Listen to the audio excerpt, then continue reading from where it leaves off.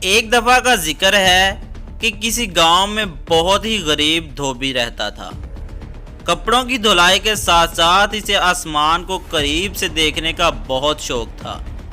وہ اور اس کی بیوی روز دھوبی گھاٹ پر کپڑے دھونے جاتے تھے۔ ایک روز جب اس کی بیوی کپڑوں کو سکھا رہی تھی، اس کی نظر آسمان پر پڑی۔ کیا دیکھتی ہے کہ آسمان سے ایک ہاتھی اڑتا ہوا زمین پر اتر رہا ہے۔ جیسے ہی وہ زمین پر اترا تو غائب ہو گیا۔ 2-3 روز تک وہ دونوں یوں ہی ہاتھی کو زمین پر اترتا دیکھتے رہے۔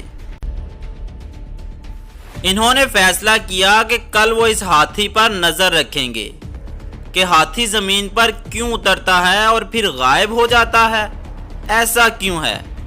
اگلے دن دونوں شدت سے اس ہاتھی کا انتظار کرنے لگے، آسمان پر بار بار نظریں دوڑاتے۔ آخر ان کو آسمان سے ہاتھی زمین پر اترتا نظر آ ہی گیا۔ دونوں اس کے پیچھے چل پڑے۔ ہاتھی گنے کے کھیتوں میں گھس گیا اور خوب پیٹ بھر کر گنے کھانے لگا۔ ہاتھی کا پیٹ بھرا اور اڑنے کی تیاری کرنے لگا۔ جیسے ہی اس نے اڑان بھری، دونوں میاں بیوی نے ہاتھی کی دم پکڑ لی اور ہاتھی کے ساتھ اڑنے لگے۔ ہاتھی آسمان کی بلندیوں کو پہنچا تو دھوبی کیا دیکھتا ہے کہ ایک پہاڑ ہیرے سونے کے جوہرات سے چمک رہا ہے۔ یوں لگ رہا تھا جیسے کوئی اپنا خزانہ یہاں چھوڑ کر بھول گیا ہے۔ دونوں میاں بیوی کی آنکھیں کھلی کی کھلی رہ گئی۔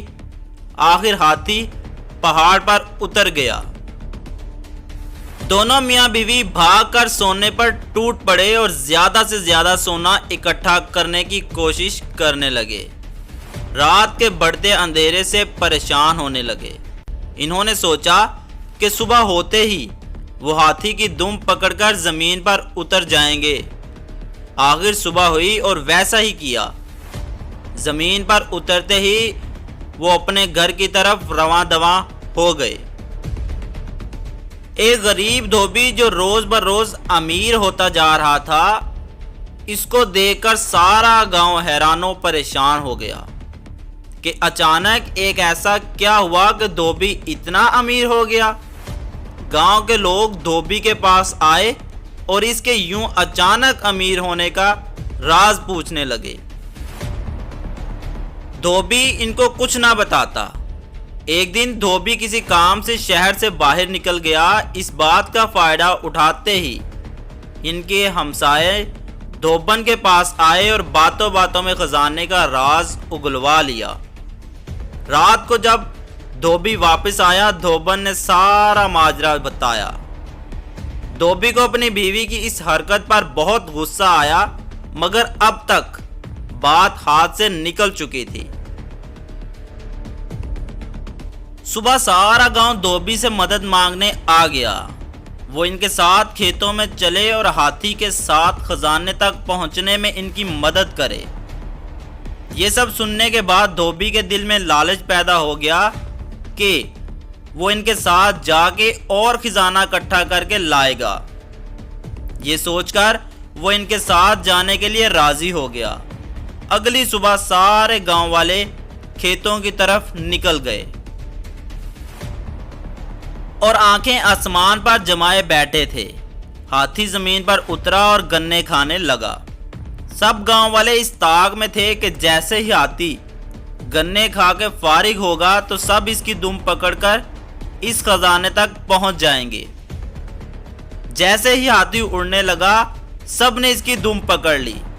دھوبی سب سے آگے اس کی دم پکڑے ہوئے تھا اور یوں اس کے پیچھے ایک لمبی قطار میں پورا گاؤں ایک دوسرے کو پکڑے اڑتے چلے جا رہے تھے۔ سب گاؤں والے آپس میں باتیں کرنے لگے کہ وہاں اتنا خزانہ ہوگا کہ ہم سب لے کے آ سکیں گے۔